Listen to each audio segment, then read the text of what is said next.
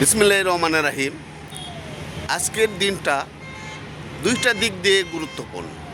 আজকে হচ্ছে ফেব্রুয়ারি মাসের প্রথম শুক্রবার, আরেক দিকটা হচ্ছে মাহে রমজানের যে প্রথম শুক্রবার। এই দুইটা জিনিসটা খুবই গুরুত্ব এবং এই দুইটা জিনিসের খুবই তাৎপর্য।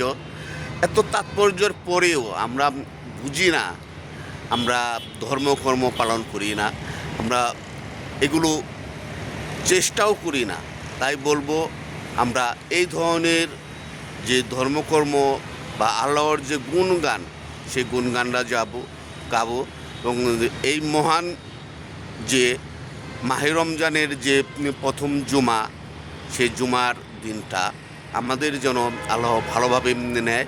আজকে হচ্ছে দ্বিতীয় রোজা, সেই দ্বিতীয় রোজাটা যেভাবে আমরা করতেছি এইভাবেই যেন মহান আল্লাহ তাআলা প্রত্যেকটা রোজা, প্রত্যেকটা মুহূর্ত এই মাহে রমজান উপলক্ষে আমাদের ভালোভাবে কাটানোর জন্য তৌফিক দান করে।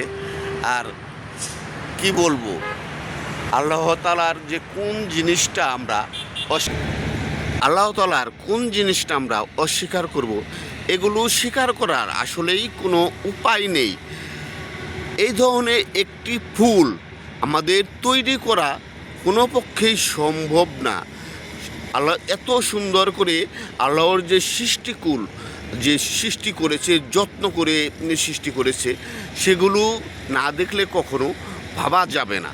তাই আমরা আল্লাহর যে একটা ধ্যান জ্ঞান, সেগুলো নিয়ে আমরা চেষ্টা করব জানার জন্য। তার যে সৃষ্টির রহস্য, সেই রহস্যগুলো যেন আমরা সবসময় পালন করতে পারি বা সেগুলো নিয়ে আলোচনা করতে পারি, সেগুলো আমাদের সবসময় মনের ভিতরে থাকা উচিত।